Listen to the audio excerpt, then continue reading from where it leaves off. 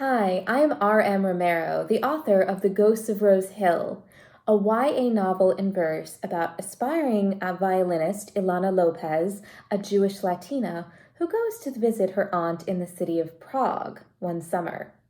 There, she discovers an abandoned Jewish cemetery behind her aunt's house and the ghost of a 16-year-old boy named Benjamin who was buried there over 100 years ago.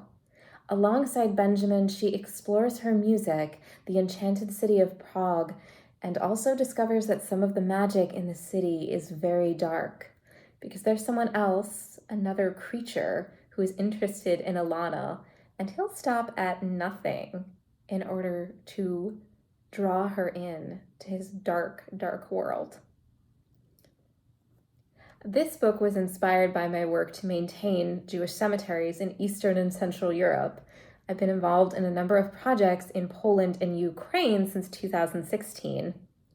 The Jewish communities of these places are very small, meaning that there are not a lot of people to maintain cemeteries, which are considered to be very sacred in the Jewish faith. Once a cemetery becomes a cemetery, it never stops being a cemetery, regardless of whether or not there are headstones there. I find this work to be extremely valuable. It helps us remember the dead and remember history and heritage. The book was also inspired by a trip I took with my sister to Prague in 2017.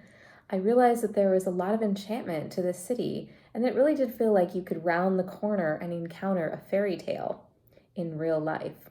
Wouldn't seem out of place at all. In order to write this book, I referred mostly to my own experiences working in Jewish cemeteries, pruning back everything from stinging nettles to old ground cover to cleaning headstones. I also remembered a lot of my trip to Prague and was able to draw from those things my pictures and just the sensory experience of being in such an incredible city. I also did a lot of research about folk tales from various cultures.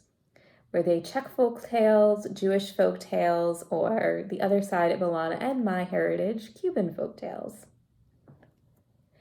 As a violinist, music plays an enormous part in Ilana's character, and so it played a huge part in the creation of this book. I was always listening to something, be that instrumentals from music, classical music, or even pop songs, to help set the tone of the novel, which is one of wonderment, and also of trying to discover who you are and what you really value and what you're willing to fight for. Because Alana discovers that she loves and will fight for many things, be that her music or Benjamin or the other ghosts that she encounters that have been drawn into the shadows of a man named Rudolf Wasserman.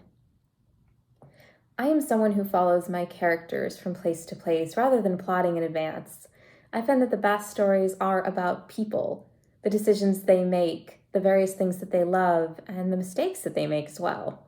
Because in order to have an interesting story, your character does need to make mistakes. They need to be human. They need to be flawed in some way. I hope that The Ghosts of Rose Hill can inspire us to find the courage within ourselves, just as Ilana finds the courage within herself. And I hope that this is especially true of young people, and of young people who haven't often seen themselves portrayed as the heroes and heroines of literature. Now I will read a short excerpt from when Alana has just arrived in Prague and is exploring. By the time I reach the top of the hill, Rose Hill, the backs of my legs burn like the sunrise splashed across the sky. From here I can see the blue rose of my aunt's cottage, the dark snake of a concrete road, the black towers of Prague Castle, the arch of Charles Bridge, spanning the Vltava River, which flows all the way to Austria. I fling my arms out, trying to gather the city in my hands. Behind me is a grove of trees. Alders and ash devour the pink light of dawn. The wind makes them laugh and shiver. I venture into the little wood. Any secret I bury between these trees would never find its way out. In the gloom of the forest, an old stone rises from the ground. A lion is carved on its rough face. His mouth is open in a silent roar. Ropes of ivy and moss crawl up his sides, the green cloak of a once and future king. What are you? Who put you all the way up here? I asked the great cat. The lion must know what my history books forgot, but time has swallowed his voice. He doesn't answer. He can't. The greenery, ensnaring the stone, is an invader. It conquered Rose Hill long before I was born, but I want to see the lion in all his glory. I struggle, trying to pull the vines away. As I move, my ankle bumps against something solid. It's another stone, this one made of white marble. I shift lost October leaves from its base, exposing letters I've been learning since I was a child. Yud, Aleph, Aleph, Hebrew. I whisper, you were Jewish, just like Mom, just like me. There aren't many Jews left in Prague. The Shoah, the greatest shipwreck of our people, stole them away, leaving their books, their songs, their stories behind. But the Jews of Prague are all around me here. Their dust grows up through the earth. Their hands reach for me. This is a cemetery, I realize. And I don't think anyone remembers it's here. Anyone except for me. I feel eyes moving over me as I trace the letters on the headstone, the matzeva. I stumble back, asking the elders, hello? Aho? The woods refuse to speak, but I'm not alone. There is a boy standing between the trees. His eyes are the blue of the sea I left behind. He's taller than me and slim as a birch rod with soft, dark curls I want to wrap my fingers around. You must be the same age. My voice is more certain now.